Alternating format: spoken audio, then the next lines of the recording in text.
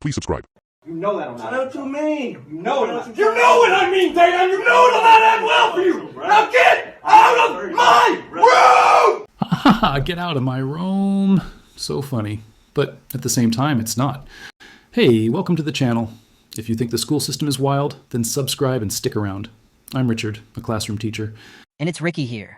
And if you are like me, then you're here wondering what the fuck did this poor, innocent student do to deserve getting talked down to and to receive a face full of saliva. Just gross. Why does he have to be so close to the kid? It's giving. Poor, innocent student? I would have reserved those words until I know more.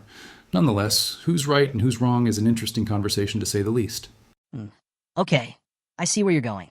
Should those power-hungry, children-hating, grown-up nerds we call teachers have the authority to kick me? I mean, kick us, students, out the classroom and stop our learning? Or, as the orchestrators of our Dominion classroom, we should be able to have overly disruptive students leave the class. Whichever way, let's talk about it. I'm curious to know what you all think. Let me know in the comments and tell me how much you agree with me.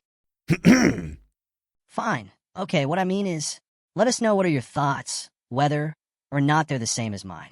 In the meantime, here are some solid, scientific reasons backed by me, of course, on why teachers shouldn't be able to kick students out of classes.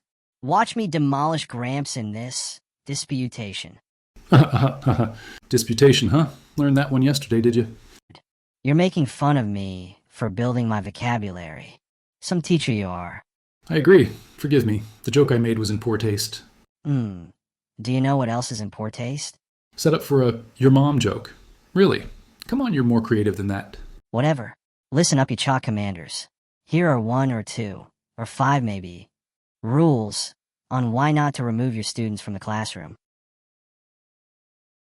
Alright, so what I'm trying to show here to you all is why not removing your supposed difficult students from class is actually the solution. Or at least can be. Who knows?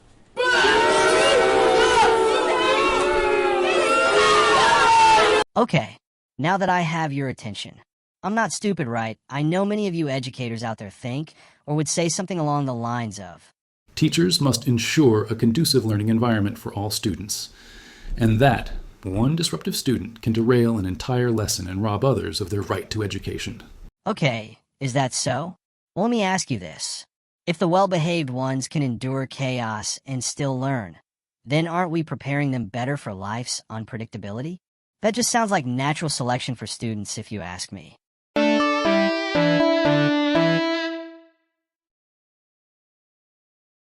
Rule number 2.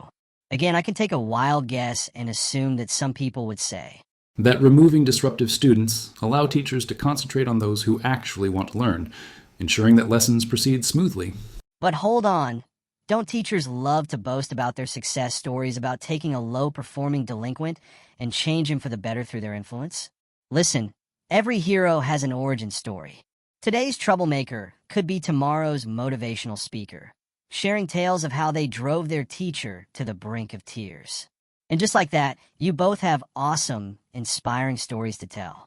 Who knows? It could happen. You really want to take that away?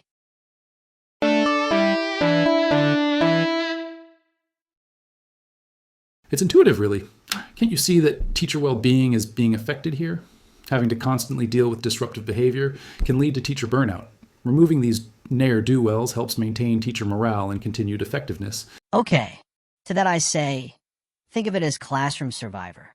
Every outburst is a chance for the teacher to hone patience, improvisation, and some Jedi-like calm. It's part of the job, man. Don't tell me you suck at it. Here's the real one to consider. Those disruptive students, as you call them, often derail lessons into bizarre but memorable tangents.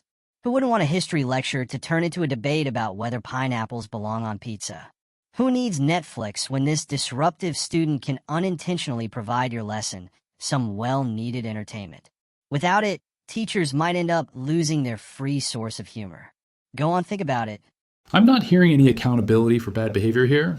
Having them removed underscores that actions have consequences and that rules are rules. Touché, but what about the teachers who go off on tangents about their high school days? Are we kicking them out too? Imagine Sorry, Mr. Richard.